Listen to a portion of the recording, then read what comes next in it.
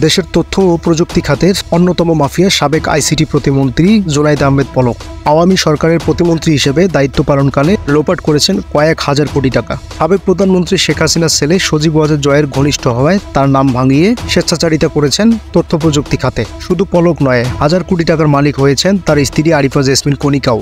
Singapore, Malaysia, আমেরিকায় গড়েছেন সম্পদের পাহাড়। 2008 সালে নাটোরের সিংড়া উপজেলা থেকে জুনাইদ আহমেদ পলক প্রথমবার আওয়ামী লীগের সংসদ সদস্য নির্বাচিত হন।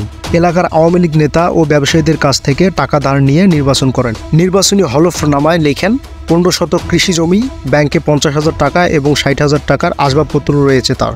এরপর তথ্য প্রযুক্তি প্রতিমন্ত্রী হয়ে আলাদিনের চেরাগ পেয়ে যান পলক। সাবেক প্রধানমন্ত্রী শেখ হাসিনার ছেলে সজীব ওয়াজেদ জয় ছিলেন প্রধানমন্ত্রীর তথ্য ও প্রযুক্তি উপদেষ্টা, তাই জয়ের সঙ্গে খুব ঘনিষ্ঠ হওয়ার সুযোগ পান পলক।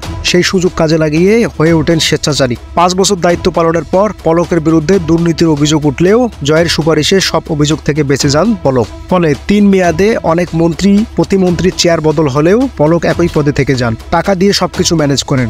দেশের তথ্য প্রযুক্তি খাতে কোটি টাকার দুর্নীতি করেন পলক। তথ্য প্রযুক্তির উন্নয়নের নামে একের পর এক প্রকল্প বানিয়ে বাজেট থেকে শত শত কোটি টাকা লোপাট করেন। সজীব ওয়াজেদ জয় আইসিটি উপদেষ্টা হওয়ায় এ খাতে ছিল না কোনো জবাবদিহি। পলকের বিরুদ্ধে কেউ কোনো কথা বলতে পারেনি। অবৈধভাবে অর্জিত অর্থ দেশের বাইরেও পাচার করেছেন পলক। সবশেষ জাতীয় সংসদ নির্বাচনের সময় হলফনামায় দেওয়া তথ্য মতে পলকের গেল 5 বছরের সম্পদ ও আয় বাড়ে অস্বাভাবিক হারে। নিজের অবৈধ আয়ের অর্থ বৈধ করতে স্ত্রীকে বানিয়েছেন উদ্যোক্তা। তার স্ত্রীর নামে সিংড়ায় রয়েছে 300 থেকে 400 বিঘা জমি। ঢাকায় আছে কমপক্ষে 15টি ফ্ল্যাট। পলক ও তার স্ত্রীর নামে সিঙ্গাপুর, মালয়েশিয়া ও আমেরিকায় ব্যবসা প্রতিষ্ঠান ও বাড়ি রয়েছে।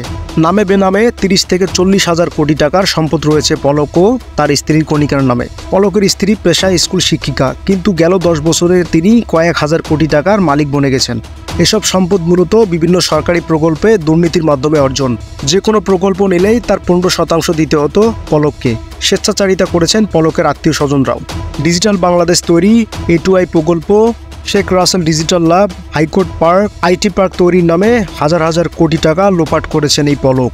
এদিকে পলক, তার স্ত্রী, পরিবার ও তাদের মালিকানাধীন ব্যবসা প্রতিষ্ঠানের ব্যাংক হিসাবের লেনদেন স্থগিত করা হয়েছে বাংলাদেশ ব্যাংকের গোয়েন্দা ইউনিট থেকে।